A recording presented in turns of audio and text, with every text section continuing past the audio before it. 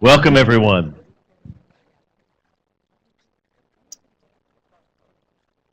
Just find your way to a seat. Thanks for coming today. I have no official role with you today except just to welcome you to Valencia. I'm Sandy Sugard, and it's my pleasure to work here at Valencia with many of your colleagues, and always a pleasure to gather our friends and colleagues and neighbors together for a conversation that is very powerful for what our students experience. And so let me welcome you to a working day. As you can see, there's things to do. And I have only one piece of advice for you today, and that is this. Our institutions were formed at a time when the institution was the tool of choice. Our generation and those that went just a couple of generations before us were great institution builders. The institution was maybe the most important technology perfected in the 20th century. Huge systems of education and huge systems of healthcare and huge systems of social services and so on. And they've done amazing things, extending opportunity and support to the masses that in previous centuries were only available to a very, very wealthy few. So they're amazing and ought to be celebrated.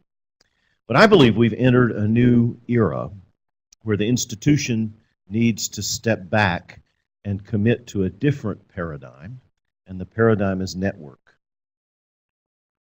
There's a couple of really interesting books, by the way, on just this subject, how the network has become the instrument of impact, and institutions are participants in a larger network. And of course, that's exactly what our students experience. We are confined a little bit by our history, where all these habits and procedures and measures and things that we do naturally and do as well as we can actually serve the institution, sometimes at the expense of the student. And so our call, I think, is to get up on the balcony and see that picture and reorient ourselves to the network and make the institutions collaborative in a network, where the fundamental measure of our success isn't how we experience the students, but how they experience us. And they don't experience us singly in silos. They experience the ecosystem, the network. They have to navigate among us, and they navigate like crazy, don't they? The mobility of our population, the changing opportunities and shifting policies, all the things that create a swirl of students among all of our organizations is not going away. That's the future. And we're in a position to reconfigure what has been a great organization to a new reality. And the new reality is to be a great network. And I am so pleased to welcome you because this is where it's being invented. In all of the country, there's not a collaboration like this one. There's no place else in the country where this kind of mix of professionals gathers around assuring that the student experience is the best it can be across institutional lines. We're inventing the future, and the rest of the country is watching.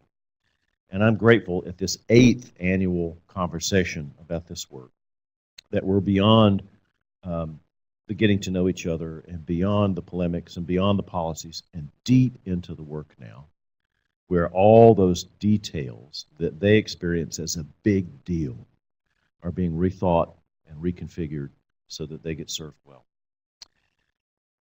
I was asked, my staff hates me repeating myself, but it's the only thing I know how to do. I've said in the past that I was asked by a consultant once what the greatest thing about our college was, and I told him I thought our staff and faculty were amazing, which I still think is true. But another responded to that question, gave a much better answer. She said, what makes us great is that our students are amazing. What a better answer. They really are. They're amazing. Even the ones that don't look amazing. Even the ones that amaze you in a negative way. They're amazing. That is, they have something in them that's ineffably human, that makes them potentially, at least, amazing. And of course, we're in that wonderful business of calling out of them what they don't even recognize makes them amazing. Thanks for all that you do. You're amazing people, and this is amazing work.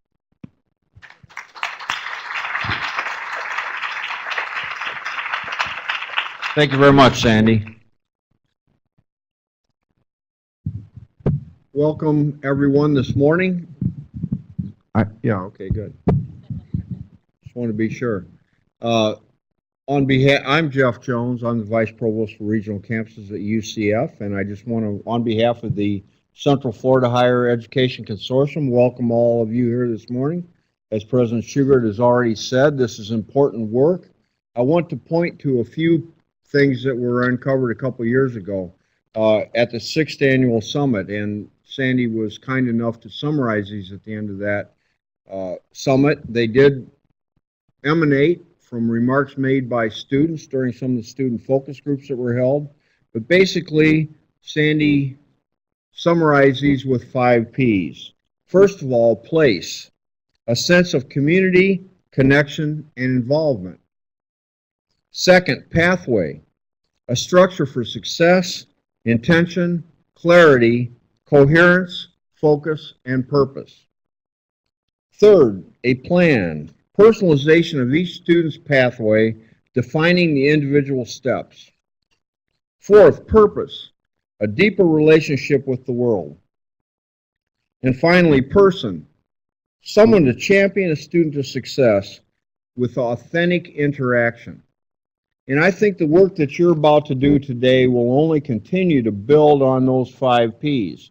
As we talk about pathways, as we talk about that opportunity to have a real impact in our student success through interaction, authentic interaction with those of you who are in caring positions in our institutions. And so I really welcome the work that you're going to do today and our opportunities to build this relationship even further. I think it's an amazing opportunity, and one that I have joined very recently. When I look at the 8th Summit, that in and of itself is very impressive. You know, part of the reason that we all work so hard at these things is what we call sustainability. And that is sometimes the most difficult part of these things. I'm sure, like you, I have been involved in many efforts through the years where you get great things started and there's a lot of great energy and great ideas. But the difficult part is sustaining those efforts over any given length of time. And I think that this gathering today, again, is a testimonial to the fact that everyone in this room and the institutions that employ us are ready to commit to further action and further progress. And so that's the powerful part of what I think I'm observing as a newcomer to this process. So thank you to all of you for all that you do for our student success. If it weren't for you interacting with students on a day-to-day basis, this would not be the powerful partnership that it is. And so you're doing amazing work. Our students, as Sandy said, are amazing. And I'm just very pleased to be a part of this gathering today. And I hope that all of you have a very productive day as you go forward again to work hard to ensure our students' success.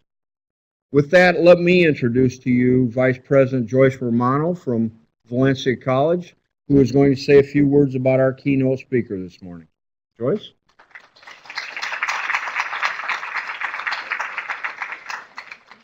Thank you, Jeff, and hello, everybody. Anybody else been to all 8 of the College Access Networks? Yeah, we got a few of us in the room. Dave, you and I have been hanging out for a while. Angie, I know you and I have been here every time. It's great. Well, it's great to have the sustainability, but it's also great to welcome new partners, and I think that's part of it.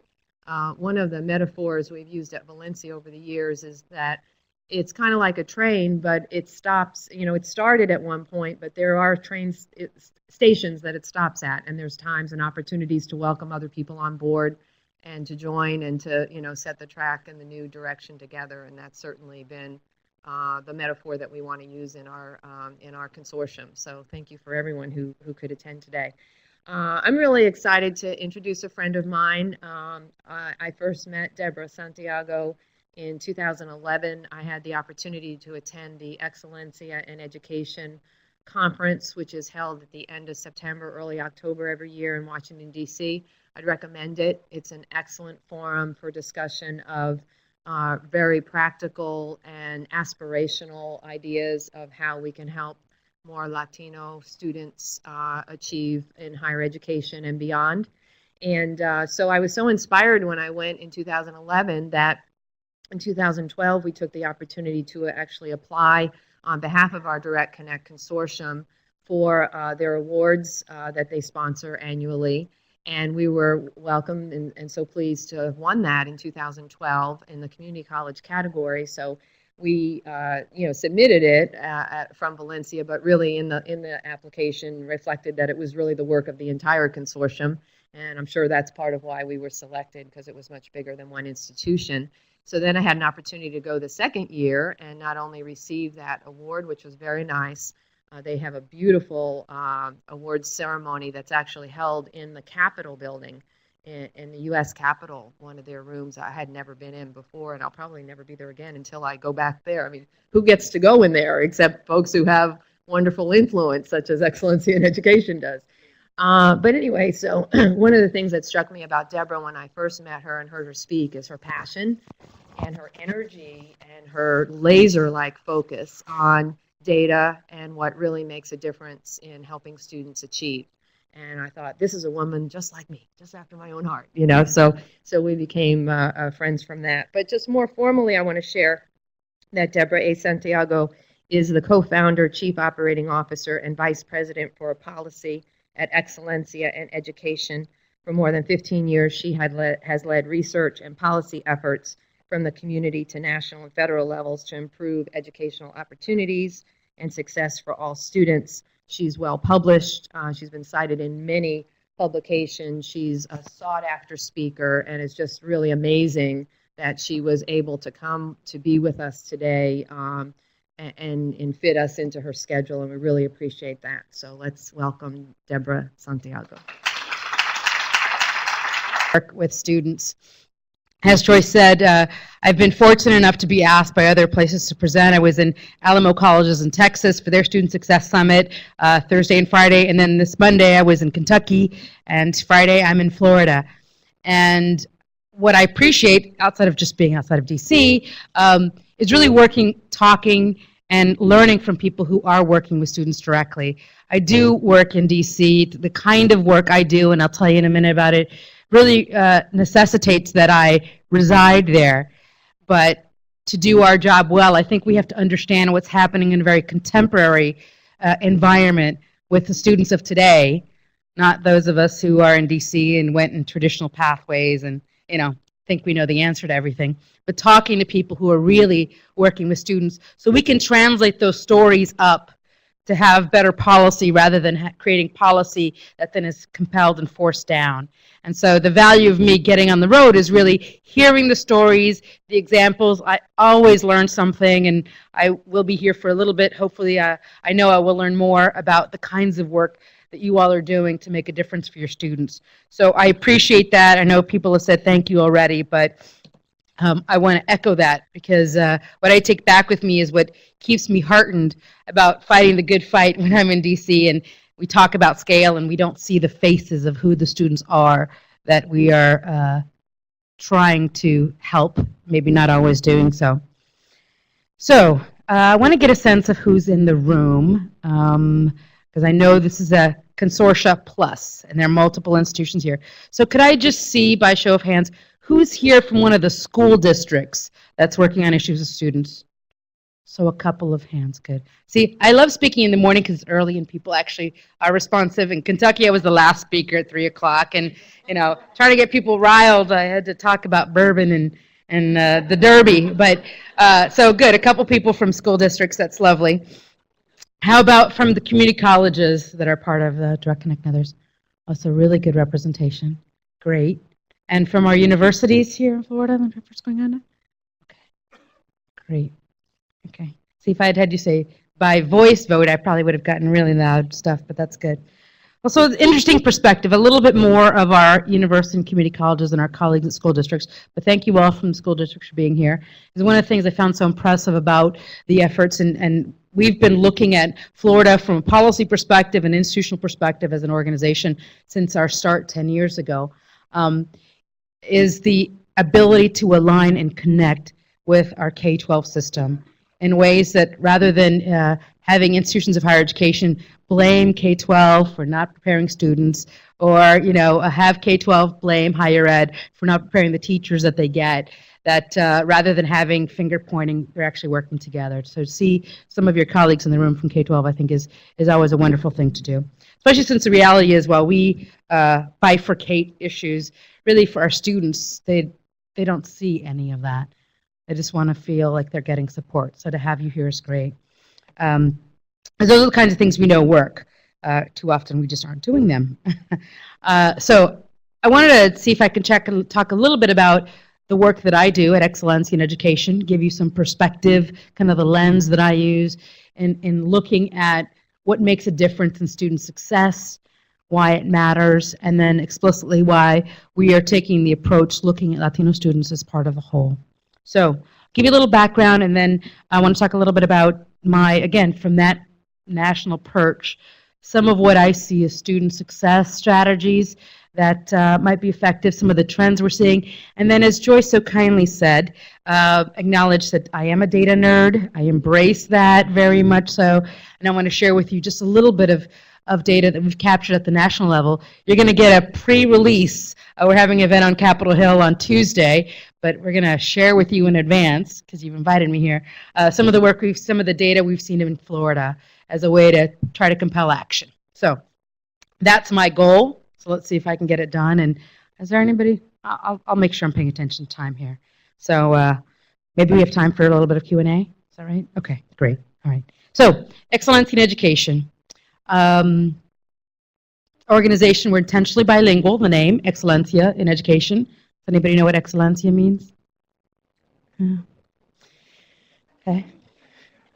Any Spanish speakers in the room? A couple of Spanish speakers? The great thing about Excellencia in Education is you don't have to speak Spanish to understand what it's about. And I think in many ways it's the kind of a title that says everything in the name of the organization. I'd like to think so. Maybe that we strive for it, maybe not that we are excellent, but that Excellencia in Education is really the goal. And intentionally bilingual, because our focus, our mission is to accelerate Latino student success in higher education. But I'll say for us, that is not to the exclusion of any other student. So we just kept finding, and again, I am a DCer, so I worked in the U.S. Department of Education for 6 years, survived that, and have a lot of stories to tell after about that. But time and time again would be in conversations in D.C. about public policy, even with institutions, and too rarely were the students we were supposed to be addressing included in the dialogue. A lot of conversations about being more efficient. What do we do to improve the system, the structure? What do we do to make sure that we're getting the numbers at the end of the day that we need?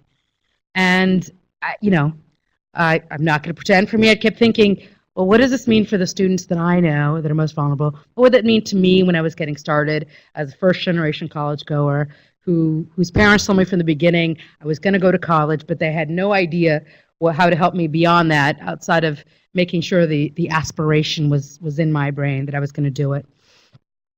And in all those conversations with the Department of Ed and others, I just felt like we weren't talking about who they were. It was this amorphous amalgamation and not knowing who students were. And so for us in starting Excellencia, this is my colleague, Sarita Brown, and myself, we started it because we thought, look, there's a void in conversations in public policy about who the students are. And increasingly, these students are going to look more like me than those who are in the positions of responsibility in Washington, D.C. And the pathway of the students of today really don't look like the pathways of those elected officials that are in D.C. Many of them well-intentioned, which is a path to somewhere, as you know, but many well-intentioned. And I admit I was very complicit in this and saying, look, as a policy maker in Department of Ed, we look at traditional students going to traditional institutions and traditional pathways. Many of us, and I am complicit, went to school in that manner, got our education that way. I went to a selective institution, went straight from high school to college, lived on campus, finished in 4 years, and out I was. The latest Department of Ed information I have, 17 to 18% of students today fit that traditional profile. And yet public policy is really grounded in that profile, that inaccurate profile of who our students are. You all know it as community college and universities have large numbers of commuting students. That's just not the reality that you have. So issues about credit, issues about financial aid, issues about transfer are all complicated. The swirling, how many of you have students who swirl? I mean, you have great relationships, so wouldn't be surprised. In fact, I've seen your data. Students are coming in and out of your individual institutions, getting credit, transferring back and forth. That complicates what should be a really simple, pretty picture for us in public policy, darn it. And our inability to see that picture does constrain how we can be helpful to the kind of work you're doing. And so we figured, if it doesn't work out with Excelencia, we can go back to day jobs. My colleague Sarita had been assistant graduate dean for 15 years at UT Austin, so she knows the institutional experience, also first-generation college goer. I am a researcher, a data nerd, and had been in the federal government, had worked in institutions as well, and communities and parental empowerment. And I thought, let's give this a shot. Do we have a voice to share? And if we talk about Latinos not as the footnote or as the aside, but we start with this population as a way to talk about the issues that seem intractable in different ways, does that allow us to address issues of higher education that can serve all better? And doing it without apologizing. I mean, one of the good things when I come in, people want me to talk about Latinos, which I'm very happy to do, and I will talk about it some here. But it's endemic of what is that post-traditional student, ultimately. And I call it post-traditional because, the traditional is not the norm. And a lot of what we hear then is non-traditional. You guys have heard that phrase, right? I just, I work in policy, so language matters, sometimes in good ways and bad ways. But non-traditional means you're not the norm, right? The reality is we're never going to return to that norm. And so we are post-traditional. That's the term that I'm using to say it, because we've got to embrace the students that we have and the pathways they take now. Some that we've generated unintentionally, but the reality is that we still have opportunities to serve. So in doing that, we said, let's take a look at Latinos as ways to get people thinking about these issues in different ways. It's kind of like, when you take a globe and you turn it upside down. It's still the globe, but man, your perspective really changes when you see the way you've always seen a map in a different way. And you start questioning things you hadn't questioned before. And a colleague who had started off here, was talking about challenging our assumptions or why we do what we do. I don't think that's unimportant. I mean, at community colleges and at UCF, I know for sure because I've been looking at your data and your work a little bit more than some of the others, but you guys do that a lot. And there's a lot we are learning from your bravery of challenging the way you've done things in the past and how they can be done. And I imagine that your conversation today and all the areas you're going to be talking about, you're going to be doing some more of that. Challenging what is it we're doing and why are we doing it and is it still working? And what else could we do to make sure that it is having an impact on the students of today? Not on us if we had been going there, but the students of today and what they look like. That's a critical challenge. Unfortunately, there is no textbook. There is no workbook that tells you the answers to that. You guys are creating it, which I think is kind of exciting and a good part of it. The other reason we started Excelencia in Education is because I found there was just profound ignorance. And part of what I, in part jokingly say, but it's true, is we do a lot of ignorance abatement, right? What is ignorance is not knowing. A lot of people think they know. Students, they think they know Latinos. They don't know. Especially those who think they know. Now, stupidity, you can't do much about. But ignorance, you can abate. You can do something about that because you can educate. And that can change the tide. And getting people to not think of the Latino population as those people, as them, but they see us as is absolutely critical. Because that's the reality. I kept hearing, and still to this day, when people think about Latinos, it's always this deficit model, right? We are English language learners, we're high school dropouts, and we're immigrants, undocumented immigrants, the bulk of us, right? I know when I look at media still to this day, and we've been around for 10 years, that's still what I hear. And I can barely read comments about when I write and publish things and others, because inevitably the comments that come up are just horrible. They don't even read what I write. It's always like, go back to your home country, you know, like you always want a free ride and you're bringing down our environment, our community. Like, you know what? I was born in Mississippi. My family's from Puerto Rico. They've been U.S. citizens since 1907. For many people, the border didn't cross. The border crossed them. They didn't cross the border. And yes, we do have immigrants for sure. And certainly we have English language learners. We have high school dropouts. But the majority of Latinos in this country don't fit that profile. The majority of us are English dominant, born in the United States, and have graduated from high school and need support as we think about college going. It doesn't mean we don't address those issues of ELL and high school dropouts. It should be unacceptable in the democracy we have today that we even have those kinds of challenges and aren't addressing them. And certainly the same with immigration issues. But I spent a lot of time trying to get people to understand, if you want to make sure you're inclusive of this population's part of the whole, that you really know who they are and what you're dealing with. I was invited to an event in Pennsylvania, a small private institution that got some money from an alumni to increase the Latino enrollment there. And they brought me in after a year of effort because they had this Cinco de Mayo party, which they were very proud of, and they didn't get a lot of Latinos into the Cinco de Mayo party. I couldn't understand why that was. And I just remember when they told me the story, I kind of chuckled, and I felt bad because I don't want them to, it was certainly not no insult intended by my chuckle, but I thought, do you know the kinds of students you're talking about here? In Pennsylvania, northern Pennsylvania, you're more likely to have a larger Dominican and Puerto Rican population than you are a Mexican population. So if you're finding ways to connect, you're just going to get any of us who's been part of this commercialized Cinco de Mayo event than targeting any specific group. And the reality is, even Mexican students of Mexican descent, Cinco de Mayo is not the Independence Day for Mexico. It's not even a big event. We've made it one to sell beer and other wonderful things. Again, not a bad thing, but it was a fight between the Mexicans and the French in a very small town in Puebla, in Mexico. So if that's your one effort to create a link to the Latino community where you are, there are other things to think about and to understand. And in that was the opportunity.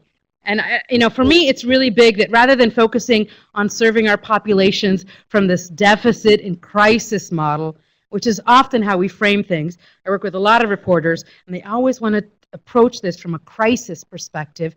I think we're kind of dulled from the crisis. What if we framed it as an asset and an opportunity? Like this this institution, well-intended. And while I think they were frustrated that their attempt didn't make it, what they had to confront was limited cultural competency.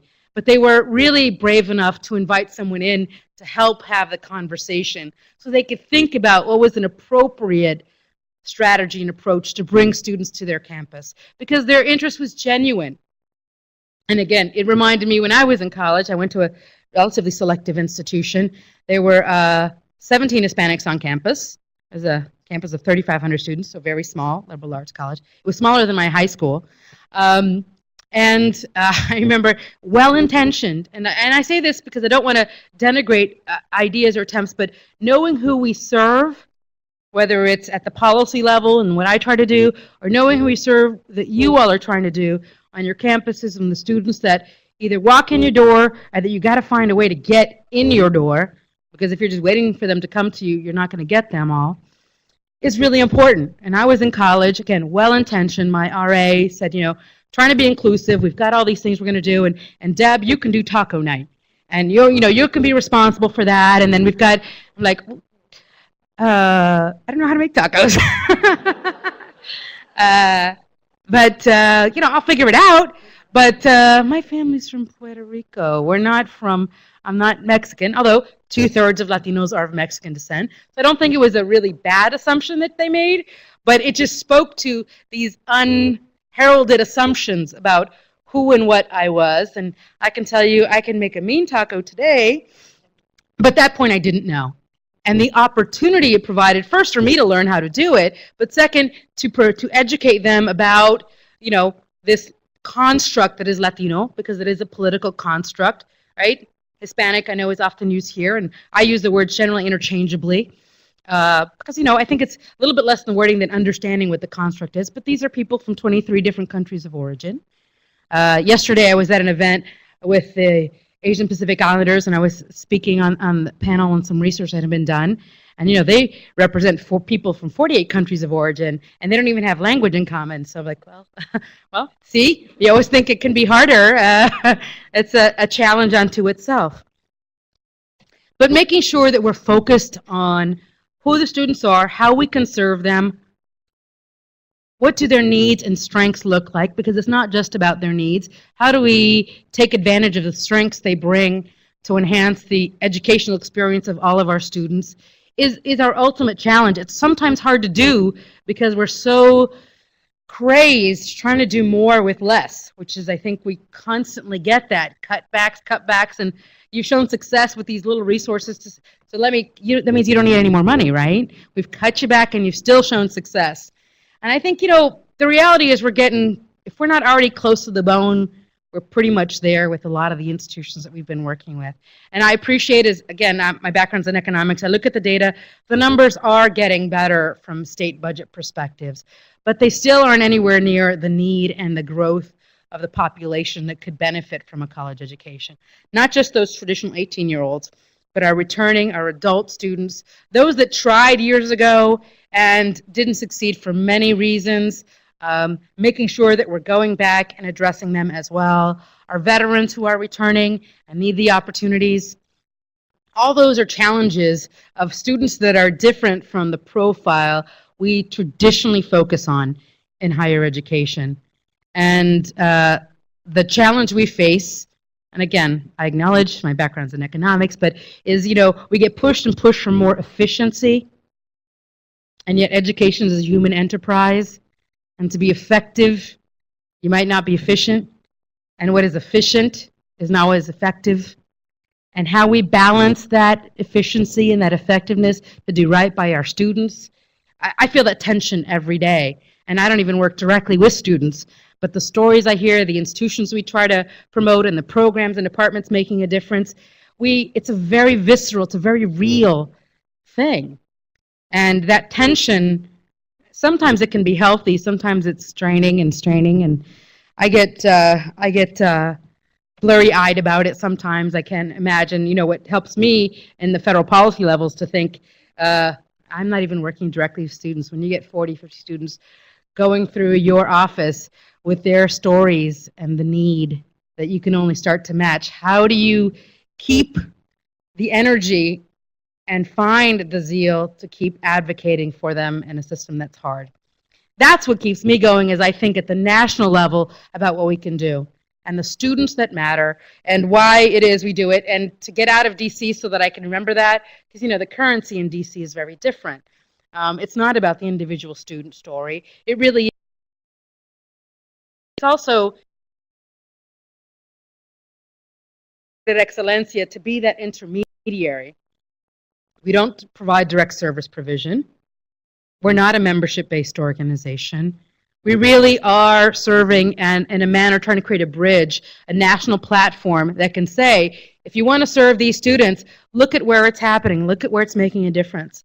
That's where I got the benefit of meeting, Joyce and finding out about Direct Connect Consortia and the kind of work that you all are doing. Because it is an aligned effort, it's not perfect, but it's pretty darn good. There aren't many things like that in the country. We are starting to see alignment strategies. El Paso Community College, University of Texas El Paso, because they're isolated, unlike you all, have really alignment issues. They have joint admissions, joint financial aid applications, some similar things that we see here.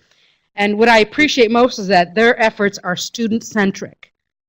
And sometimes that means the institution doesn't always benefit from that. Or they have to learn to share credit, which isn't always easy when you've got to go in for your own money. And some places you have your own community college trustees separate from your university board of governors. And to talk about shared success or shared failure is not fun, much less shared money. But I do think that is the way we have to go ultimately, and we are seeing it. And returning to that so that the student doesn't have to go to 5 different places to get served is really important. I mean, you know, I've been collecting the kinds of things we see work. Certainly your consortium, not just the transfer component, but the transfer component too, is really vital because I often get the stories or the comments that, you know, we don't know what works or it works for such a small group of people. There's nothing that's replicable or scalable about the work we do. And public policy is all about scale, right? It's not about serving 25 or 250 or even 2,500 students. It's about how do we serve 250,000 students, 2,500,000 students. It really is about that. And the ability to translate that is summarily important. Summarily important. How many of you here are bilingual? Okay, a little less than half. I would posit to you that you're all bilingual in some way. Now, I said bilingual. I didn't say English and another language. But for many of us, the institutional language and strategies need to be translated for our students, right? And in many ways, you are the translator for those things. How many of you here are advisors, counselors or advisors? Yeah. You're all at least bilingual. Because you have to be able to translate that. Students don't know. And it's not their fault.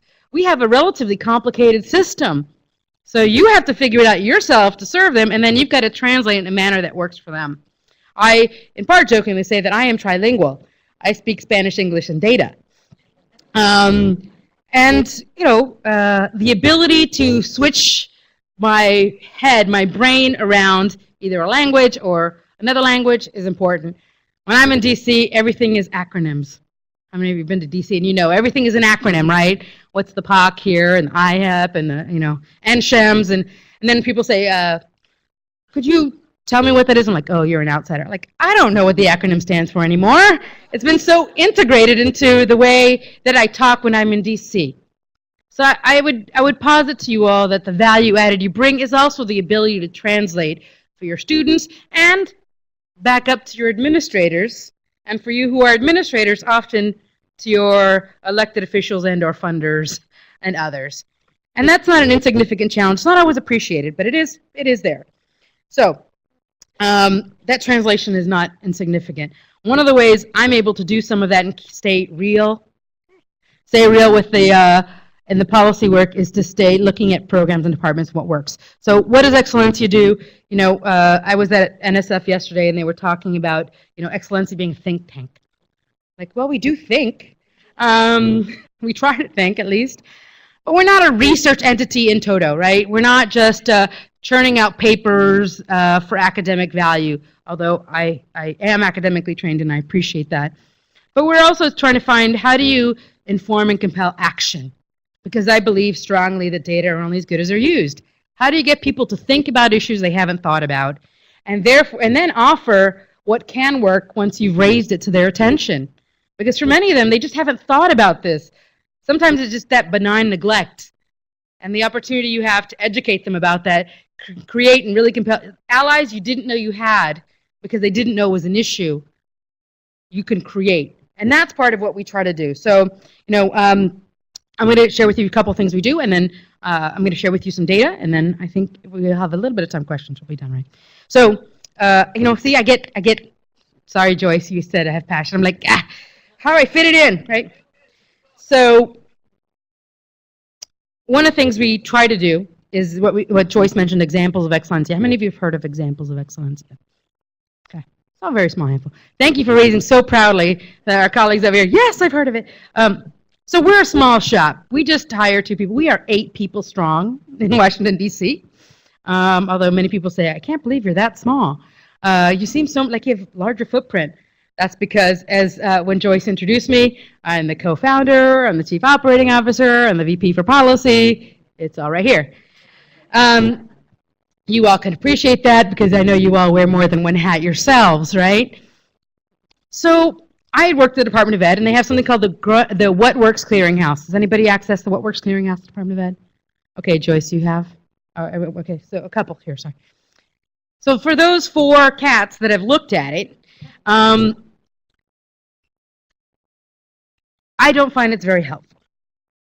Because when you look at the information that's there, it's gone through so much back and forth, and are there journals, are there studies that reinforce or validate? Do we triangulate what's going on? I mean, at the end of the day, it's not that what it is bad, but it's gotten to the point of scale that it doesn't say very much outside of, if we want to increase student success, we should increase access.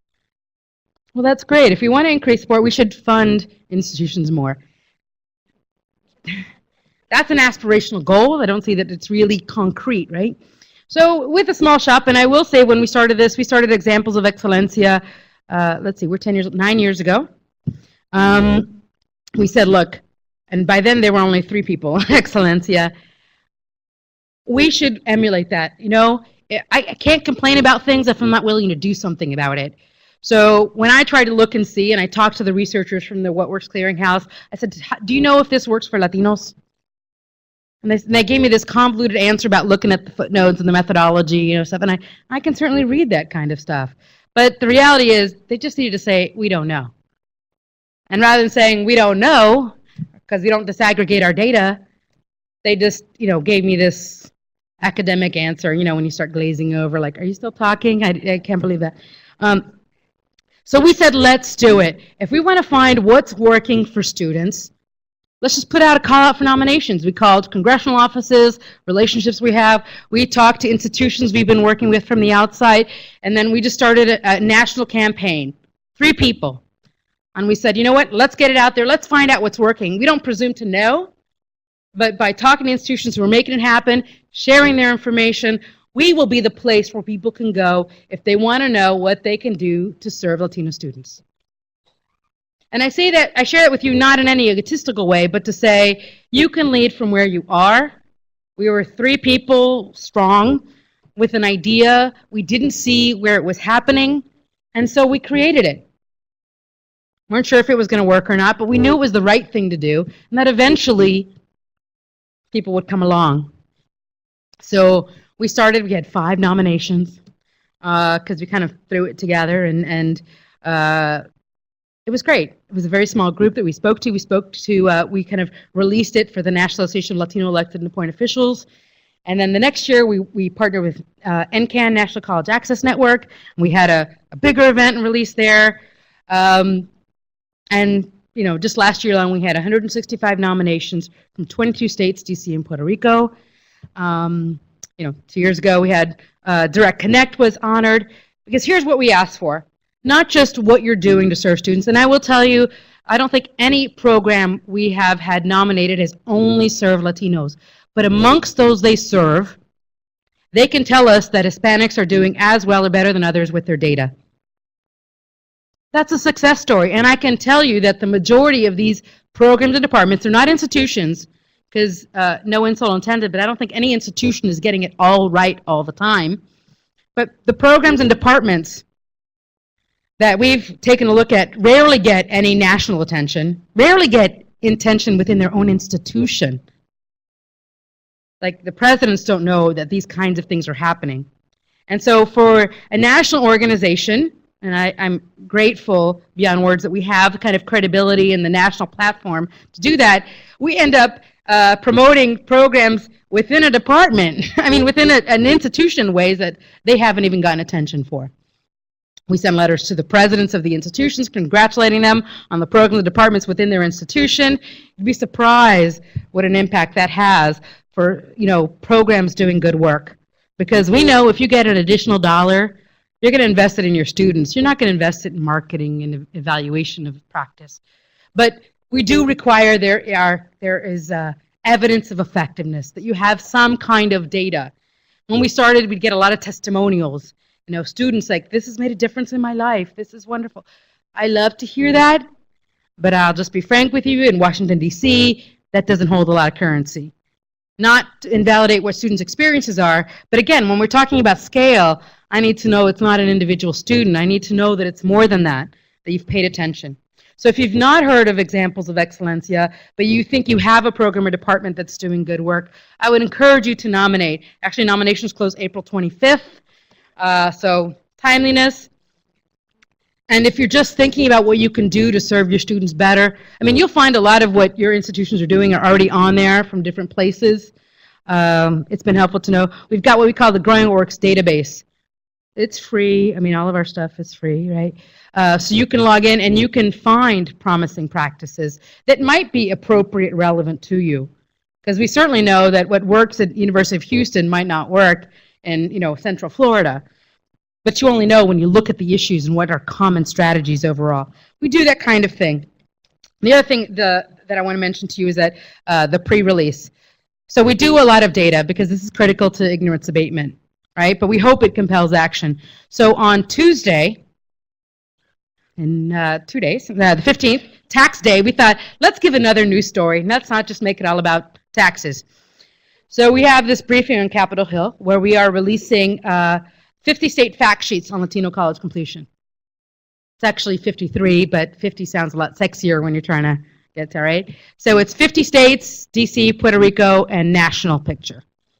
And it's a very simple thing, but what we found is that even the very simple things can have an impact. You'd be surprised what people do and don't know. I go to institutions across the country, and I said, do you know who you're serving? Do you know what your graduation rate is? Do you know what percentage of your students are Latino? And time and again, I get, maybe I'm boring them, I don't know, but I kind of get blank faces, or, I just hadn't thought about it. I just work with the students that are in front of me. And that's not a bad response, but knowing the fact that your institutions are evolving and changing and what it looks like can really compel and think what you're doing. So I pulled Florida because we have these fact sheets. It's pretty simple. It's got nothing it's all public data. Any of you could pull it if you wanted to, or a little geeky like myself, or you have students who are geeky. Demographics, simple stuff. You'd be surprised. People don't know. Like one of the biggest, there are 2 points that we raise that people are often surprised by. When I ask people, do you know what percentage of your K-12 population is Latino? I don't know. So let me ask you guys, interactive part. Do you all know what your K-12 population is in Florida that's Latino? It's okay, there's no penalty if you don't know. 30%? 60? I see, okay. 27% of the K-12 population in Florida is Latino. I asked this at Alamo colleges that are in San Antonio, and they were like, 65%! Well, in Texas, it's 48%, but in San Antonio, it's actually 70%. They were pretty dead on. But, the reality was San Antonio, not the state. So it's interesting because you guys also have to deal with state issues. I was talking to Joyce about some of your state policies that you guys have to address, which we're not going to go into because I have to get off the stage. But 27%. Do you know what the overall state population is as Latino? 23%. I find just that juxtaposition really interesting. Your K-12 population as Latino is larger than the overall Latino population. And to me, in a very crude, simple way, is like, wow, we have a lot of first-generation issues, and the opportunity to address that young population and growing is really important. Paying attention to that for your enrollment management, but also service is critical. And when I pull the 0 to 5 population, that's really big. And for people who are invested in long-term economic and educational issues in your state, paying attention to that number really, really matters. The other, I take a look at median age. The median age for Latinos in Florida is 33. The median age for white non-Hispanics in Florida is 47. It's a really big age difference. It explains some of what we see in the economic variances between communities. Not a complete surprise at 47. Hopefully you're a little more established economically, professionally, and others than even 33. But it has implications in who you're trying to serve. If you just think about if these are the parents of your students, or potentially, or your adult learners that you want to go back and get. All right? And then the last one that I have before I give you the top rates is degree attainment. I guess I'm not going to ask because it's too pretty out there. But 29% of Latino adults 25 and over have an associate degree or higher in Florida, compared to 34% of all adults. It's actually one of the smallest gaps in educational attainment of states. I can tell you the national numbers. 20% of Latino adults have an associate degree or higher, compared to 36% of all adults. That's a really interesting equity gap. So kudos to Florida for being better, much better, actually, than just about any state, including Texas and California, in those numbers. But it still shows an opportunity to do more for the benefit of the state and the strategy going on. The other is I took a look at the top 5 institutions enrolling and graduating Latinos. Again, you know, I admit, when I first put this together, I had this really great, sexy benchmarking guide, 23 pages of bar charts and tables. Like 4 other people read it, it was 4 other data nerds like myself read it. No one else really paid attention. And I realized we have to do this at a state level, people can relate, and then we need to do it at the institutional level, because these are the engines of change, right? Fundamentally. So when I pulled the data, this is just when Joyce reached out to me to see if I would speak. I was like, I was just thinking about you, because I just pulled your data. So of the top 5 institutions enrolling Latinos in Florida, Valencia College is number 4 in the entire state, and University of Central Florida is number 5. Top 5, these 2 institutions, pretty significant. 1, 2, 3, not a surprise, Miami-Dade, Florida International, and Broward College. I mean, you know, just the sheer numbers are crazy there. So, but that's pretty significant, and you should be applauded for doing that. Whether it's intentional or not, it's very, very real. And then when we looked at degree attainment, because really it's access, but it's access to success. And are you just enrolling them and not graduating them? Or are you also graduating them? And we took a look at the associate degree level. Valencia is number 2 in the state in graduating Latinos. I actually have raw numbers. And interestingly enough, Miami-Dade College is number 1. They graduated almost 8,000 Latinos. 67% of the population who graduated that, compared to Valencia College, graduated a little over 2,000, and that's 27% of your population. So, I mean, like, it's, yeah, can't compare. But that's really significant that Valencia is number 2 in the state. And then I look at bachelor's degree, and University of Central Florida is number 2 in awarding bachelor's degrees to Latinos with 1,800. And whereas number 1 is Florida International, they have 4,500 Latinos. It's 63% of their total graduate numbers. At UCF, it's 16% of your population, but it's a significant given where you are. So credit to you all. Thank you for the work you're doing. I look forward to walking around and hearing what you're going to be doing, talking about especially the data nerds, who I know there's tables out there, but the advising work and the resource development and the other strategies coming on. I look forward to learning from you. So thank you for your time.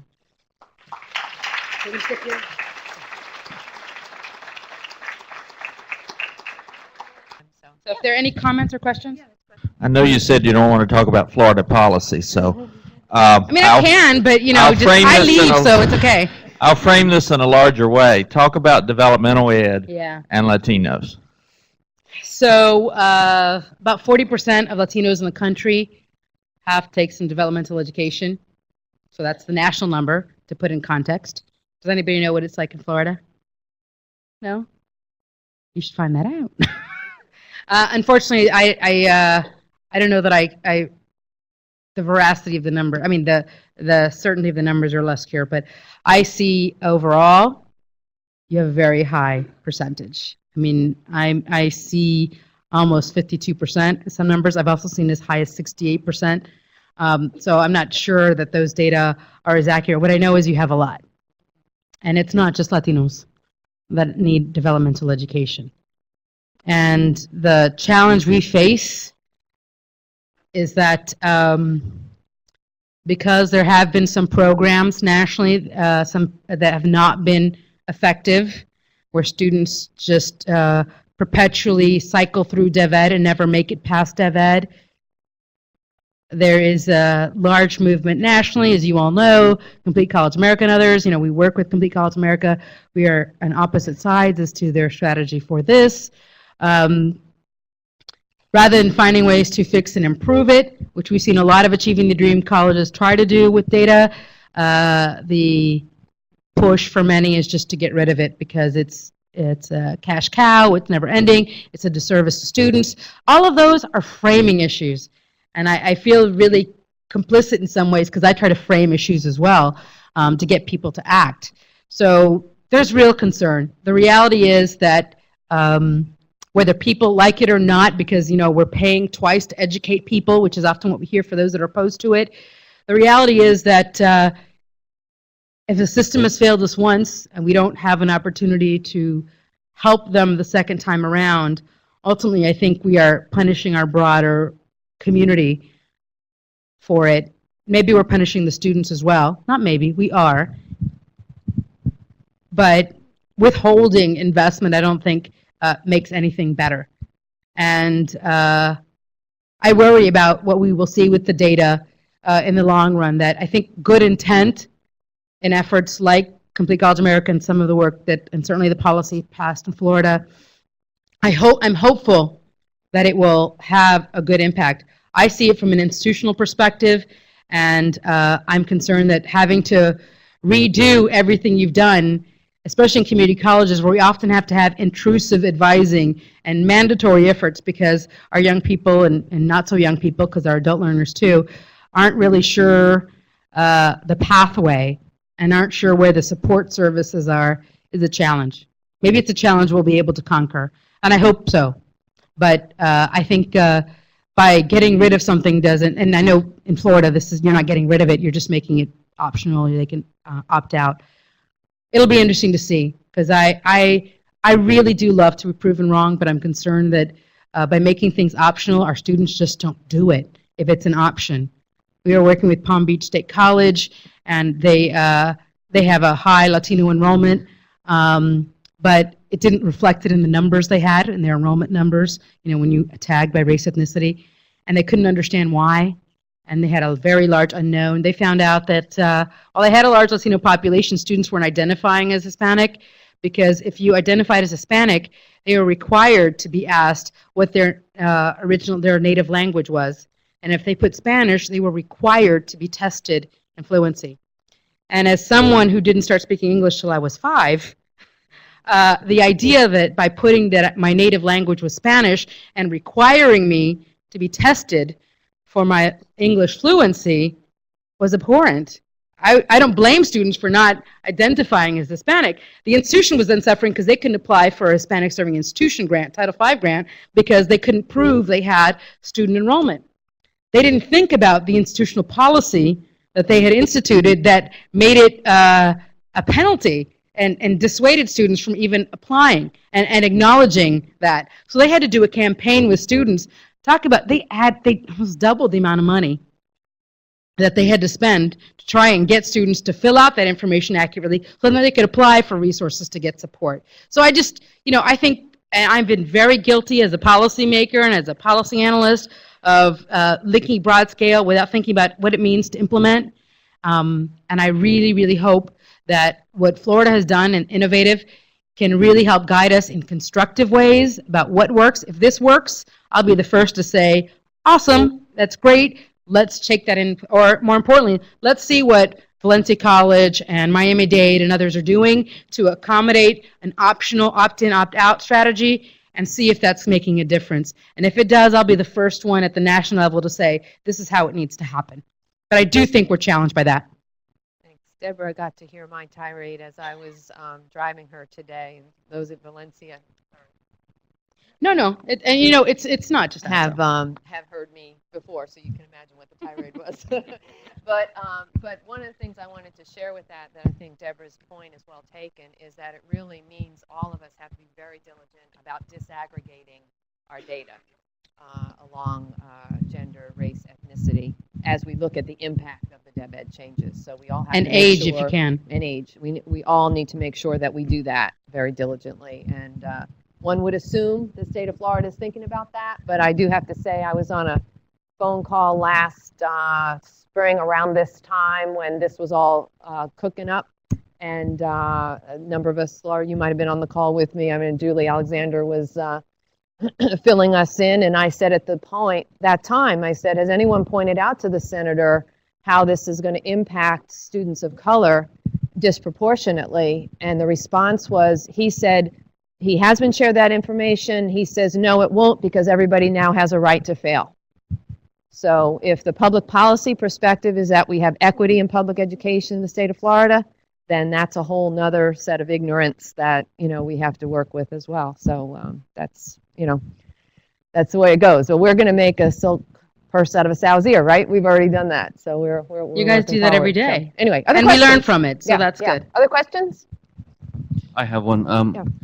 Advocacy, what type of advocacy things do you have for federal aid? The reason why I bring this up is yesterday a bill was passed in the House of Representatives. You probably read about it. Reducing the access to Pell for automatic zero EFC students or people that don't have access to very good jobs and stuff like that. So what are your efforts in DC in that vein? Yeah, thank you. That's a great question. So we are not a lobbying organization. We are an advocacy organization. We're not membership based. So I say that as a caveat, because what we do is inform. And what we have tried to do with representatives who have been supportive of that, and I don't think that's going to go beyond the House, but who knows? I shouldn't say that. Is to show the data and the impact of that. And as some of you who are, know the right thing, and policymakers, we don't always get it right. We're getting it into the hands of the right people who will either squash that or offer an alternative as to what it is. The challenge at the federal level, well, there are many, but the reality is that with constrained resources, we all want to show that we are being good public stewards of public money, and I think that's appropriate. I think the challenge becomes that those kinds of issues are the efficiency over effectiveness challenge. So we've got data that show, not just Latinos, but students overall, that this has an adverse impact on the lowest income students. It complicates what they need to do, the exceptions of institutions who serve them. You guys have to do a wraparound in order to try to find ways to get that. That at the end of the day, even if the intent is good, that the impact is negative. That's where we are trying to play. We are doing it in consortia.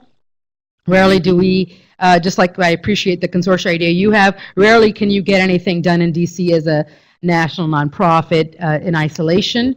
So we are working with Center for Law and Social Policy. We're working, we've got some support from the Gates Foundation to work in collaboration with National Urban League, with Center for Economic Development as part of an effort, and College Board, to really talk with concrete data, but also talk about implications for these post-traditional students, the lowest of income students, the first generation, and those that are going on. In addition to that, we're trying to find ways to simplify the way aid is being applied for, because those zero EFCers, shouldn't have to be applying every year per se, because I wish that our income could change variably highly from one year to the next. That, on the positive side, I don't want it on the negative side, but that just doesn't happen. And as from an economic perspective, we see the trends, and if we can simplify rather than complicate the needs for those zero EFCers, we'd be doing a service. We get some traction on that end, and then they want to pull away, or they want to look at the graduation rates of Pell recipients, and I hate to say it, but those data are not great. And if the takeaway is because our Pell recipients are not doing well, we should stop funding them, then you get into a whole nother problem of perpetuating challenges. So we are approaching it from a data perspective, in consortia with others, making the case not just for Latinos but others, really focusing on the income perspective, looking at how we can simplify it rather than complicate it for those that have the most need. And for us, we have an entire portfolio on financial aid. We're doing a lot of work on work study. While only 6% of students get it, it's really a critical retention tool for a lot of institutions. So we're trying to pair these things up. And then we're trying to compare federal, state, and institutional aid and make the case there that we've got to make sure we're serving our lowest income well. Again, the challenge is you don't want to do it too much to the detriment of others, but with federal dollars, you don't have endless resources, despite what people might think, and where you target those really matter. So we're doing actually site analysis, longitudinal, to say, can we show value added for the federal investment in Pell for these low-income students down the road? Because unfortunately, the onus is on us to make the case. It's not the other way around. So probably more information than you wanted, but This is a real critical issue for all the institutions, that the organizations paying attention to low-income, first-generation, and post-traditional students. We don't have financial aid, right?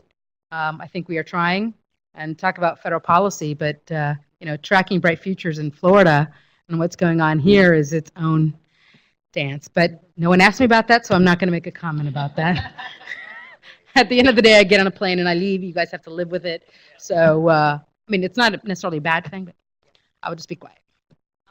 You can see what I mean. Deborah is so incredibly knowledgeable and such a wonderful resource. And she's going to be with us throughout the morning. She's going to be going to the different tables. She's going to be going to the different tables as we move into our discussions. But if any of you want to speak to her one-on-one about a particular issue, or get her as a resource, or get her business card or something like that, please feel free to do that. Deborah's willing to engage with us. And wow, what a wonderful start to our conversation, Deborah. Thank you so much. I've been asked to provide a very quick update on the consortium itself. As some of you probably know, our provost at the University of Central Florida, Dr. Tony Waldrop, resigned in March to take a job at the University of South Alabama, where he became president. The night before he was to give his final presentation to the campus community at South Alabama, there was an ice storm. He was delayed down there. That next morning on the Friday, the presidents of the consortium colleges were due to meet with Dr. John Hitt and Provost Waldrop to discuss the memorandum of understanding that we've all executed as institutions. I can tell you that because of Provost Waldrop's departure, that has been delayed. It's still on our agenda to try to accomplish that. At UCF, our interim provost is now Dr. Diane Chase, and she is quite aware of the desire on the parts of our state college and consortium presidents to get together, reinvestigate the status of that MOU, and decide accordingly on any necessary changes. So we will continue that process. Again, it has been delayed primarily because of Provost Waldrop's decision to leave the university.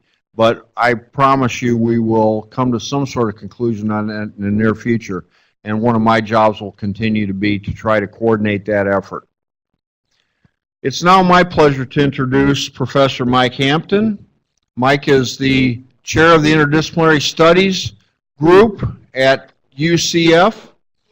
He has also been chairing our curriculum alignment efforts here. And I heard a little bit of applause, so anyone that would like to join in with Carol can certainly do so.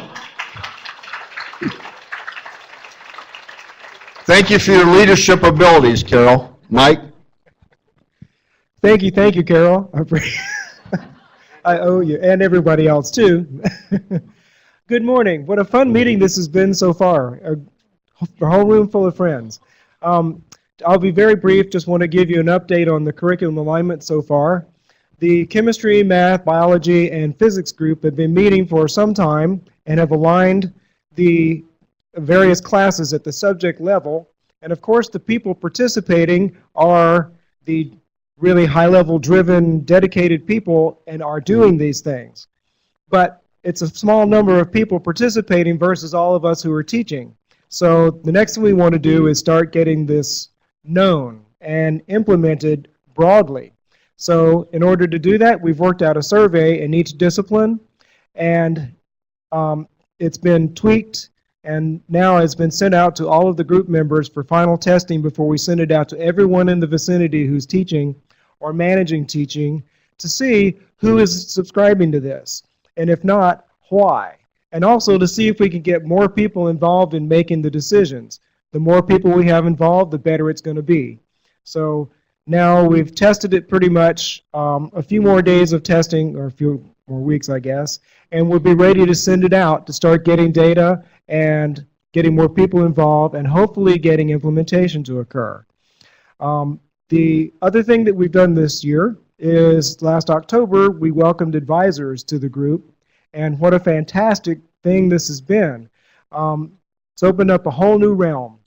Advisors are in the trenches trying to get students to actually follow these plans that we're coming up with.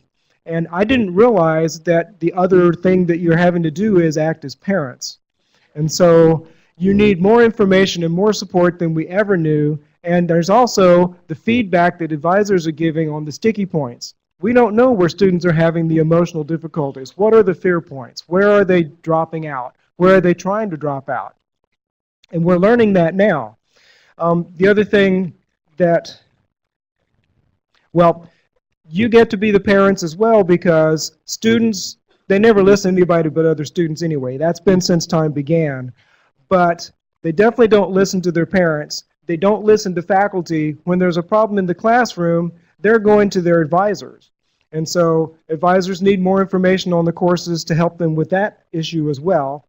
And so we've decided, we spent this time, the last few meetings, trying to come up with ways to provide resources for advisors. We're adding an advisor tab to our website, and we're putting resources on there that include things such as more detailed course descriptions, syllabi for courses, information from faculty on how much time it actually takes to attend a course. Students coming in from high school are saying things like, I went 5 days a week in this subject in high school, now I'm only going 2 or 3, so it's not nearly as deep. We're not covering as much, so I don't have to spend the time. So we're giving the information to them on the fact that that's not true, and you're learning how to learn yourself, and providing that information on the web so advisors can point to it, and there's some support there. So we're trying to develop a bunch of different resources. The other thing that we've been working on is working with the K through 12 teachers and curriculum managers and the like, trying to all push the same direction and make the transition easy from K through 20. What an enlightening experience that's been. We didn't realize how constrained teachers are in the K-12 system. And so our initial efforts were, okay, let us help you teach. Let's get you in there and get you resources, pay visits to the classroom and all these things. And we're finally realizing there's not time to do those things. Number one, it's very hard to get into the classroom because of all the clearance issues. Number two, every day is full of things that are in the curriculum that have to be covered, and you can't accommodate anyone coming to a class if they're not fitting into that exact curriculum. And also, if you teach multiple classes, one of us can't come to your school for an hour and make any difference, except getting you behind. So it's been a really good dialogue on coming up with ways to help. And so things like providing update classes for you in the summer, providing resources for laboratories, all kinds of things like that we're working on coming up with together. And then the engineering group is the newest, and they've been working on the curriculum alignment course level, subject level within the courses as well. And then this last time, the entire meeting was devoted to finding ways to work together. And this was totally fabulous. It was, how can we put together an event at UCF to help attract students to engineering? And then how can we take an event to your place? How can we work with you for an event there to draw students to engineering? Those sorts of things. And a bunch of different ideas were developed, as well as working with more resources for advisors and with the K through 12 people. So we've made a lot of progress, but we have a long way to go, which is good. That's job security. And hopefully we can bring more people in.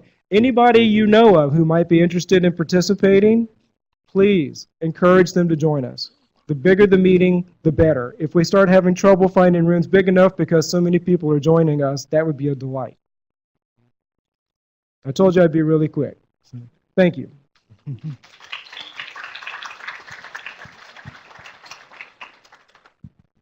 I just want to thank Mike personally and on behalf of the consortium again for the work he's done. This is significant work, as we all know. It's in the trenches. It's trying to negotiate among various parties. And Mike, thank you so much for the work that you've been doing in curriculum alignment.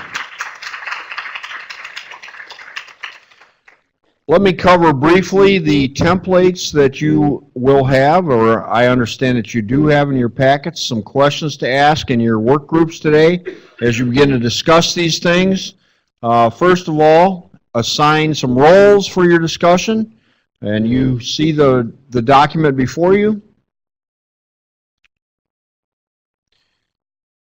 decide what your working group purpose is. And I will say that my little bit of experience so far with the working groups has been, most are at a very early stage of, you know, the old storming, norming, forming thing. Really, people are still, I believe, in some cases, trying to determine exactly what their role will be. So this is an important part of this, I think, and I hope that we've made some progress in that. Review what's been accomplished by the group to date, what are the action plans that have been developed or discussed, and what is the status of the previously discussed work. Come to consensus, hopefully, on some answers to the following questions. I'm not going to read all these to you. You certainly have them on the templates before you. And finally, and the most important part, of course, is to develop 2 or 3 actions that can be addressed prior to our next year's summit that will strengthen student pathways to a baccalaureate degree. And there's a form attached again for that purpose. What we're calling the Enhanced Pathways Project. So without further ado, let me turn this over to Jennifer to give you a glimpse of the Enhanced Pathways. Jenny? Is this one? It's on? All right, testing, testing. You know, I'm one that moves around when I normally talk, but then Deborah set the standard of I've got to sing karaoke, so I think I'm just going to stay where I am. Also, I'm with 2 different working groups, so I think I've got that one tagged to raise the foam finger, you know, go Jenny, on my presentation. There it is, yes, excellent. All right, thank you, Workforce Development Resource. You got to catch up, guys. There it is. All right, perfect. There's one housekeeping note before I get started. On your tables, we're passed around 2 different items. The first is the Direct Connect Enhanced Way project, the handout that I put together. That's what I'm going to be referencing with my PowerPoint, so you can follow along with that. The other is I actually put together a little postcard size card for you all with my contact information, along with the contact information for Dr. Pam Cavanaugh with regard to the enhancement project. So if you have any questions about this, you're more than welcome to reach out to either of us, and we'll be happy to answer those for you. There's also a QR code on there, which you're welcome to scan, and that will take you directly to the College Access website, where you can access all of the resources from today and from subsequent meetings, and also anything that we put up in terms of the College Access Initiative. So it's a nice little handy tool. It does work. It may take a little time to key into your scanner, but I know that it does work because I did multiple sample testings of it before I printed out 180 of them. So please use that. All right, so let's go ahead and get started. And I have to say that I'm very excited and honored to be following our keynote speaker, Deborah, because she used a very interesting word when she was giving her address, and that was seamless. That the advising for our students and the support for our students have to be seamless across all of our partners. So I'm really going to latch onto that word today, and I think it's a nice segue from Deborah's keynote speech over into this particular presentation, because what we're trying to do with the Direct Connect Enhancement Project is really make it that seamless support for students across the regions, across our partnerships, and make it so that students know where to go for these resources and also are engaged in empowering themselves in terms of their own success. So let's go ahead and get started. The history of Direct Connect, as I'm sure everybody is aware, but just to kind of play into it a little bit, is the Direct Connect project really was developed to help students transition from a 2-year institution into a 4-year institution. We want to take that back just a step further and actually include our K-12 partners as well. We want to start that conversation with K-12, and so that we can get students ready to transition into this pathway, transition onto this Direct Connect highway, if you will. So Direct Connect was started in a collaborative effort to help move students from the college experience into the university experience, from a 2-year process to a 4-year process. And essentially, in its current state, looks something like this. So we go from 0 to 30 credits, and then from 30 credits to 45, 45 to 60, and then finally with graduation. Students have these particular touch points. These are already in play along the current Direct Connect pathway. Students have these particular touch points with our college partners and then also with our UCF Direct Connect advisors. Along this pathway, we're trying to encourage students to take ownership of their transition, but also offer that seamless support so that they know where to go, that if you'll see from 0 to 30 credit hours, once you're a degree-seeking student from one of our state partners, you then sign up for Direct Connect, and then ultimately we start the conversations of completing your classes early, getting them done early so that you can transition, therefore, successfully into your 4-year program. Along the pathway, you also meet with your Direct Connect advisor. We start the admission process at 45 hours, and then ultimately into our final steps, we're making sure that you have all of those resources at the ready to apply to UCF. Again, that successful transition from 0 credits through your community college experience and then ultimately into UCF. What we're looking to do with the enhancement, however, is we're looking to overlay this particular current Direct Connect pathway and overlay it with an enhancement that seeks to integrate the student from an academic standpoint, from a social standpoint, from a career preparation standpoint, and essentially add a quality piece on top of this Direct Connect pathway. So essentially, let's start breaking this down just a little bit. The enhanced pathway experience really is an intentional, defined, and planned design. And I want to pause here real quick. I know that we have our Direct Connect coordinators from UCF in the room. Would y'all just stand up for just a second? All right, thank you. I want to acknowledge the Direct Connect coordinators because they were really the ones that started to give wings to this particular idea. And so I want to thank them and acknowledge them for starting the conversation on how we can improve this Direct Connect pathway for our students. So it is an intentional, defined, and planned design, and it's also done in a very much of a collaborative effort. We have conversations with our K-12 partners, we have conversations with our state partners, we have conversations with administrators, with faculty, with advisors. So it's very much a collaborative effort that we've got going on with this particular enhancement pathway project. And it looks something like this. So from 0 to 30 credit hours, not only are they meeting the current Direct Connect steps or touch points, we're overlaying on top of that, again, that quality piece so that we can start talking and having the conversation about major declarations, about career choices, about study habits, about financial literacy. So we're trying to enhance it from a quality standpoint. So from 0 to 30 hours, you'll see a couple of different added touch points here. The first one is that once the student declares that they are a Direct Connect student, they are then added into what's called the UCF Canvas course. The reason that we do this is because Canvas is an online platform that UCF students use. This will be a way for us to maintain a consistent and sustained contact with students throughout the entire Direct Connect process.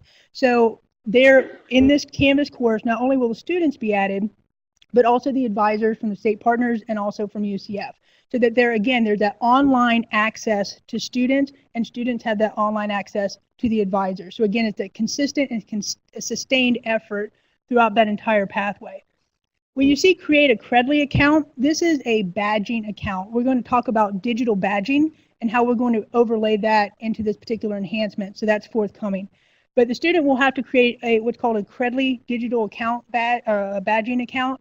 And this is where the student will be issued and also claim their badges for different levels of success. Complete a career assessment plan with either the state partner or with UCF, and ultimately declare a major. Here again, we're trying to have those students declare the major early. Not only is that coming down from the state, but it's also something that we want to encourage students to do. Open that dialogue and open that conversation so that we know what students are looking for so that we can best help them direct and plan the rest of their pathway. When they finish this particular level, or when they meet this particular 0 to 30 credit hours and they meet these particular touch points, they are then awarded a digital badge. What we're hoping to do here is to engage the student and meet them on a level that they feel enticed and they feel empowered to continue on with this Direct Connect pathway. Ultimately, what we see sometimes with Direct Connect is that students will apply to a state college and think that they're automatically on the Direct Connect pathway, but they're not taking advantage of the support that we're trying to offer them. So what we're trying to do here with the digital badging is get them excited, get them enticed, and try to empower them to move forward. And we're hoping that by giving some type of reward and some type of an incentive, we're encouraging them to continue on this Direct Connect pathway. So from 0 to 30 credit hours, you still meet the touch points, the current touch points of Direct Connect, but then you also start engaging in the enhancement piece of it as well, once you meet those particular touch points, then you are awarded your first badge. Once you get awarded that first badge, now we're trying to pull in some different social integration pieces, trying to get the student aware of what UCF offers, the resources that UCF offers, and then ultimately how they can best plan for their continuation of Direct Connect and also into UCF. So something like a campus tour or a scavenger hunt, we offer what's called a traditions tour at UCF. The student comes to UCF and they start now to get involved with UCF. We want them to start taking ownership and we want them to get invested. We want them to feel like they are part of the UCF experience. Also, something like a skills workshop. Here we're trying to develop those soft skills, allow students to start developing things like academic planning, study techniques, financial literacy, and ultimately career preparation. Overlaying, again, the Direct Connect pathway with those soft skills, trying to give them more quality experience on this Direct Connect pathway moving forward. Once they finish with that particular level, they get their second badge. The third level, again, trying to integrate them with the UCF community, meet with a student group at UCF, attend a UCF class, and meet with a major advisor. Bringing in the majors now to this conversation because ultimately the students are going to transfer into UCF and then on into their particular major. Once they meet all of these different things, they get a badge. All right, so now we've reached the completion of the Direct Connect pathway in terms of the state partners. So they graduate with their AA degree, now they're ready to come into UCF. We don't want the experience just to stop there, right? Direct Connect, we feel, does not end once the student graduates and enters into UCF. We want them to feel like they are part of a community moving forward. So ultimately, we would like to continue the relationship with these particular students on into their second semester. So they would do something like meet with their advisor, attend an advanced skills workshop, meet a community leader. So they already have their chosen field, they have their major declared. Now let's start to solidify those relationships with their chosen discipline. Go out and meet a community leader, somebody that, and ultimately we want them to be so excited about this particular pathway that they want to continue the cycle by becoming a Direct Connect ambassador, so that they go back, and it's something that Deborah pointed out in her keynote as well, and Mike, I think, echoed it, is that peers talk to peers, right? So we want those students that are engaged in the Direct Connect pathway to ultimately go back and spread that message to those coming behind them. And then once they finish the Direct Connect pathway, they get their ultimate badge, which is the Knight. So those are the benefits for students. There's a wide range of benefits that students have on that Direct Connect pathway, particularly with the different enhancements. We also have benefits for our K-12 partners, our state college partners, state college advisors, Direct Connect advisors, and then ultimately faculty members. This is, as I mentioned, a very collaborative effort. So everybody that has a stake in this also has benefits coming from this as well. What this Direct Connect process does, especially the enhancement piece, is it gives a defined and ready pathways for students that are transitioning from high school. So those in the K-12 arena right now know that there's a path that they can jump onto. Know that there's something at the ready for them that is intentional, that is defined, and that they can step onto immediately when they enter their community college, and then that's ultimately going to help them transition from community college into UCF. Our state college partners, it is a collaboratively designed effort that we're engaging in here. We have had multiple conversations with our state partners, with our advisors, with UCF Direct coordinators, with faculty members. There's a lot of say, and this has gone through multiple iterations. There's a lot of say in terms of how this has developed over time. So it's very much a collaborative effort. It's also very purposeful in that it informs and empowers the student. Not only does it give them the seamless support that we're looking for, it empowers them in terms of their own student success. State college advisors, again, it's an intentional pathway, especially on those 0 to 30 and 30 to 45 credits. It's very foundational. So we're working with students in that foundational area, opening those dialogues and having those conversations early so that they can best prepare moving forward. Direct Connect advisors, it's a clear and structured pathway that ultimately helps students successfully transition into UCF. And then finally, for faculty members, there's a pathway that prepares students both academically and socially to be successful for that lifelong learning. So not only are there benefits for students, there's also benefits for all of our stakeholders in this Direct Connect enhancement project. And that's pretty much the end of it. So if you have any questions at all, you're more than welcome to contact me again on that little card. My contact information is there along with the contact for Dr. Pam Cavanaugh. So if anybody has any questions, you're more than welcome to contact any of us and we'll be happy to help you with it. I can answer questions right now if you'd like me to. Does anybody have any questions at this particular moment, or did I wow you to silence? All right, perfect. All right. Any questions for Jennifer at all? Thank you very much, Jenny. Sure, my pleasure.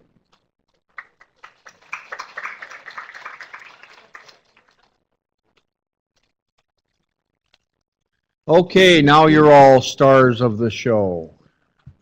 What I'm going to ask is that each table, and let me start with the groups. I'm sorry, my notes are on.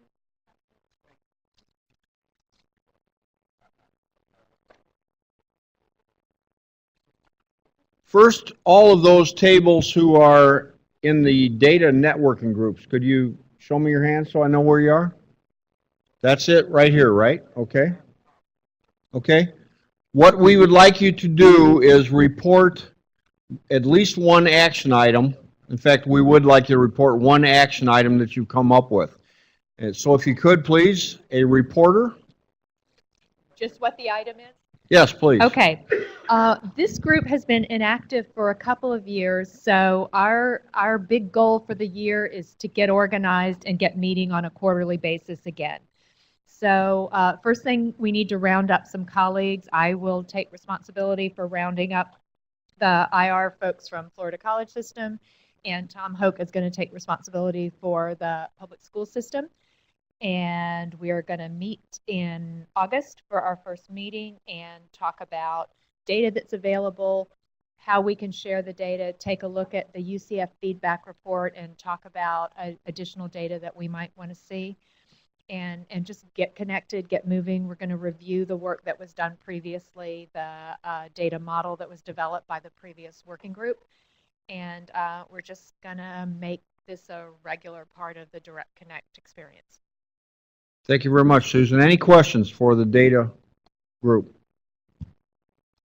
Thank you again, and I want to remind everyone that the entire listing of all the action items will be compiled via the computer templates and reported back to you. So we're just going to get a little sampling of that right now. Secondly, the enrollment services group.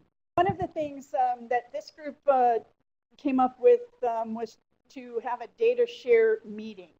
And what we mean by that is we want a new way to identify Direct Connect students. We discussed in our group that only about 35 to 40% of students who ultimately end up coming to UCF self-identify as Direct Connect students. So we want to have a meeting to see how we might gather that information from the state colleges and load it into the UCF system so we can start engaging the students earlier on their pathway through Direct Connect.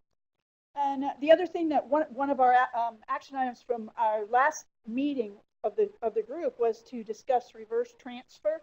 And we need to convene that committee, and we think that reverse transfer is something that is really doable, and there's two ways to do it, and we need to discuss the best way to do it for all of the institutions. So those are two of the action items that we came up with.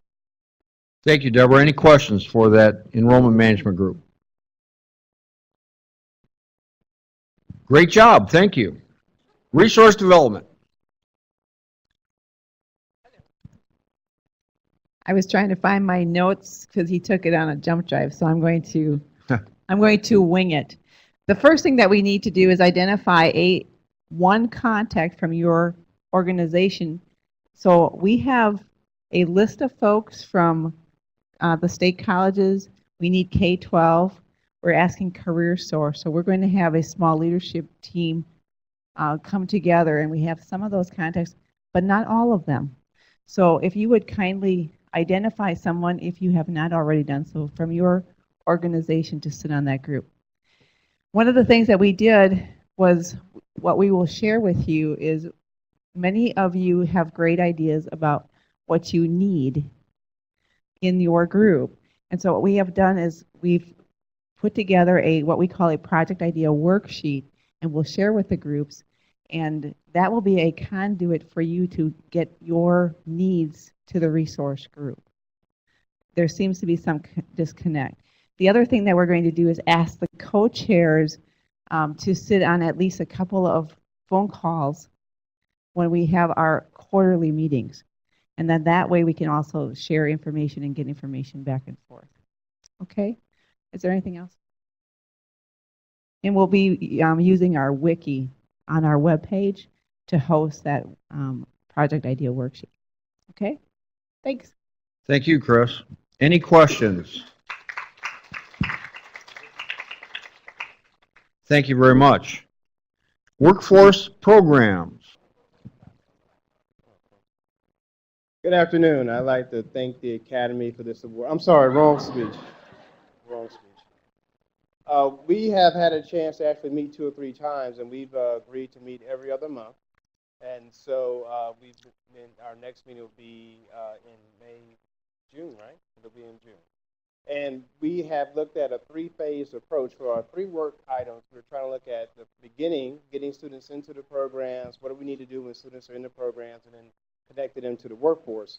So at the beginning, and when we're looking at trying to attract students into the program and having actual instructors for them to teach, one of our items is to how do we hire and attract faculty for these high demand areas. And of course, we've met with challenges with salary, we've met with challenges with contracts, faculty senate, and all these types of things. So we're going to be sharing ideas among the respective schools about what strategies have worked in individual schools, sharing those back with our academic deans and VPs to see if we can really have frank conversations, because the reality is some of our old salary structures just will not work for hiring and attracting faculty for these high demand fields. For the second part, as far as students who are in the pipeline, we want to work with the members of the advising group and the alignment group to talk about these articulations. We know that the AA program is pretty much well laid out, but in some of the areas, for example, in engineering, there's still some discussions about what classes will be accepted into these engineering colleges and disciplines that need to work out. Also, in the AS degree area, there's still some more refining that could be done about what actually happens when someone's finishing their AS degree and moving on to the Bachelor of Applied Science. So we're going to be reaching out to that group to work with them. And then on the getting out and getting a job, we've already invited CareerSource Central Florida now, right? To be a part of our group. They've committed to doing that. They're going to be sharing the results of the talent gap survey. Some of you might have actually participated in that. Some of you might have gotten an invitation to be part of a focus group or things of that nature to talk about those skills gaps that, from the employer standpoint, to what we actually need to be doing in our classrooms. And we're going to be having a special presentation of that data that CareerSource Central Florida will share with us in July, so we can go back to our academic vice presidents and try to implement and meet that gap. Thank you. Thank you, Eugene. So I believe the groups remaining are all advising groups, and I believe I was told that there were 8 tables. So again, I'll ask that each of you report 1 action item, and if it does begin to be a little redundant, just tell us, because you know, 8 tables, there may be 100 different unique ideas or not. So who would like to go first? Who's the academic advising table? Mine? We did health sciences. We talked about some of the obstacles for some students, some of the confusions that happens for students, maybe from the high schools to the colleges on to UCF.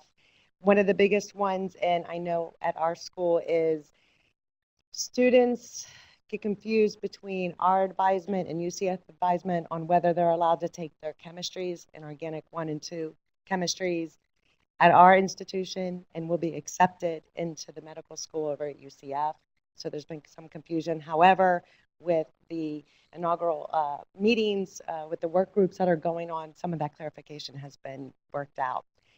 And then in addition, the anatomy and physiologies 1 and 2 have been some discussions about if a student takes anatomy and physiology 1 at our school and 2 at the other, is that frowned upon for some of the limited access programs over at UCF and admission towards those. So that was our discussion, and actually the resolve is already in progress because of the work groups going on. I know that some of my advisors have already attended and brought back great information so that we're clear as advisors in what we're telling our students and aligning ourselves with our direct connect partners. Good. And then one last thing, I can't leave out the K through 12. We also just talked quickly about meeting with them more and being invited to their district K through 12 meetings, not only direct connect advisors, but the college advisors, so that we can now actually provide information to those schools for college preparatory courses. So those instructors at those high schools understand what sciences and math students should be taking to prepare themselves for the college level coursework. Hope I did okay on them. Quick. Tell her how she did.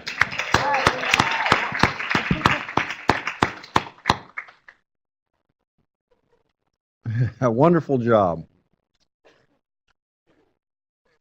May I call on the, yeah, there we go. Microphone in hand. So I don't know if we're stealing an idea, but it went into this pretty well.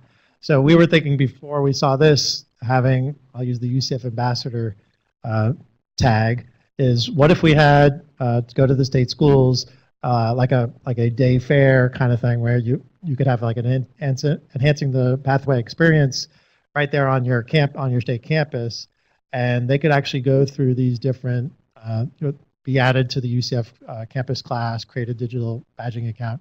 They could all do that day and get their first badge right there when on the campus, and it could be a collaboration between the UCF ambassadors and some of our advising staff, maybe even our student leaders, and make it into a day that looks at people, meta majors. It could be tied into our, at UCF, at least at Valencia, we could tie it into our new student experience class where they have to do some co-curricular activities. So this could maybe be one of the things they could do, and it could be really enhance a person's look at UCF and what they want to do. Great. Thank you. We also started with someone else's work, so we could just delegate the rest of it. So thank you. We wanted to take the math pathways chart. It's already under development. We thought it'd be really cool if we could turn it into a trifold, so that when you fold it out, this side would have the K-12 pathway leading in, and then you would work your way through, and then on the other side you fold it out and you have the UCF pathway over here. And we thought that'd be just a really nifty thing you could stick up on a wall somewhere. And then see, we went ahead. We're ambitious. We planned through 2016. Because the first year of this would be the paper version, and then the second year of this would be to make an interactive online tool that students could click on. So we would actually invent what I believe would be the first truly ever, honest-to-goodness, seamless K through 20 tool for students. Yeah.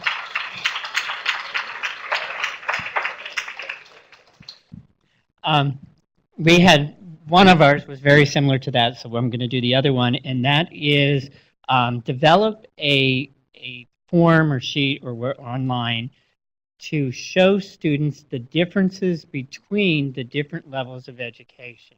So in K-12, when they're used to 5 days a week, then they come to the state college. It's not 5 days a week. You're not handed your schedule. Then the idea when you're at the university, they're very large classes. You've got lecture capture and different things like that. So to present to the students what it means to be a student at each one of those levels. Thank you very much. So we specifically focused on business advising. So we talked about a couple of things, whether or not it can be done by this time, 2015, I'm not sure. But we focused more on the goal of required advising, either academic and or career advising, and how that could look like. And then also early outreach advising initiatives. So one thing that will be going on this summer is at Valencia's business group on West Campus. We talked about the early outreach initiatives to students, letting them know about the transfer options and even the transfer plans in advance. And so this summer there will be a business session after some of the orientation sessions where students will be able to come directly from the front door, basically, and then get to speak with AS and AA advisors together so that to try to dispel some of the questions and then also bring up some other questions that they may not be thinking about yet. So this time next year, we'll probably have more of a outcome on that. Some of the other goals we talked about, obviously we know that required advising is not probably a one-year project. So that's something to look at and to consider. And then also possibly at the 2-year level, having an option. What would it look like if we have an option for undecided students versus not just the AA? Maybe they're not sure yet if they want to do a 4-year plan or what, but what would it look like if there was an undecided major? Thank you.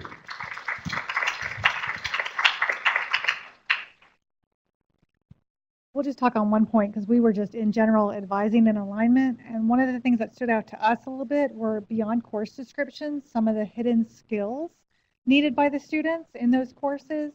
For example, a lot of your sciences may have some math embedded into them that may not stand out there, to some advisors. And just having that little bit, we talked about some campaigns hitting the K-12 side and coming down and getting those seniors and maybe even getting them started in the summer prior to their fall term and, in a success strategies course or something of that nature.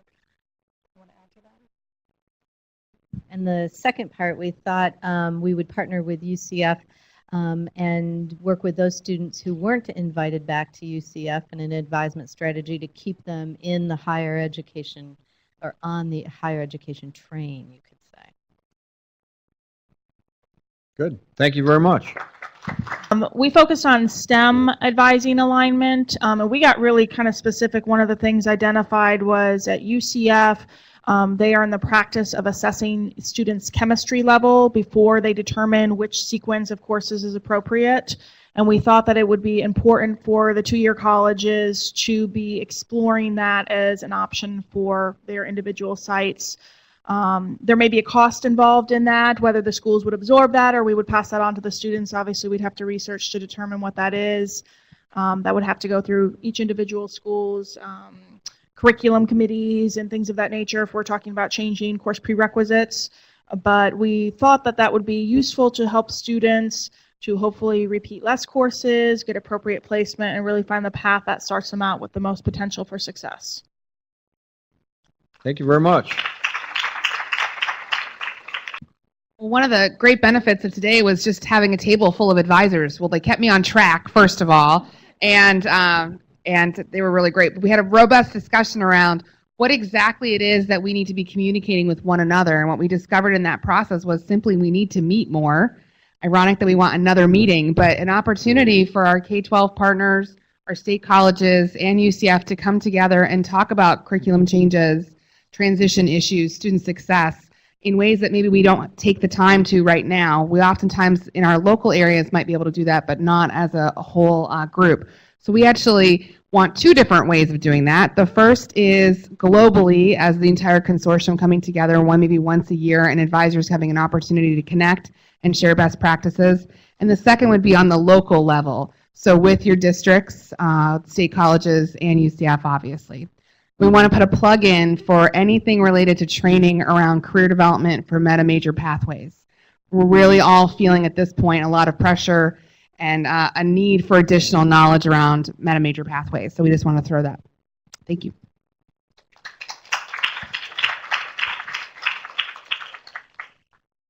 Thank you very much.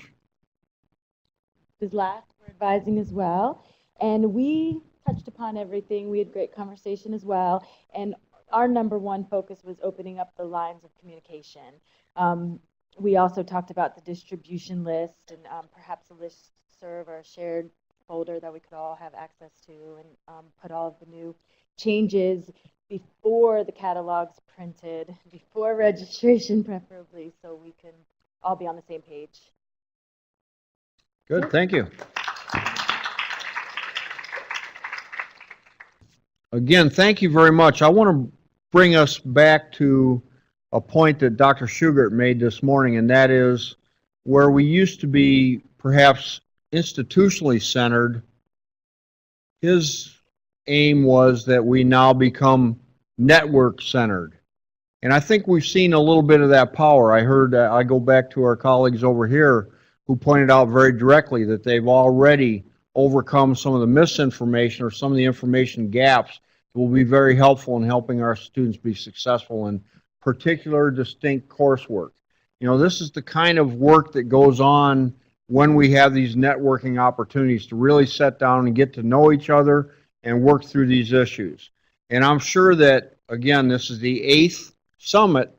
I'm sure that as we continue to build upon these relationships and these networks, that you're going to be very comfortable picking up the phone and calling your colleagues across institutions within your network in order to make life and success for our students a reality.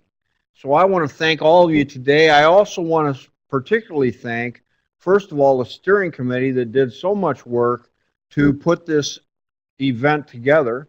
So members of the steering committee that are with us today, would you like to raise your hand, stand up, sing, karaoke? No singing. Mike has done a wonderful job, as usual, facilitating this operation.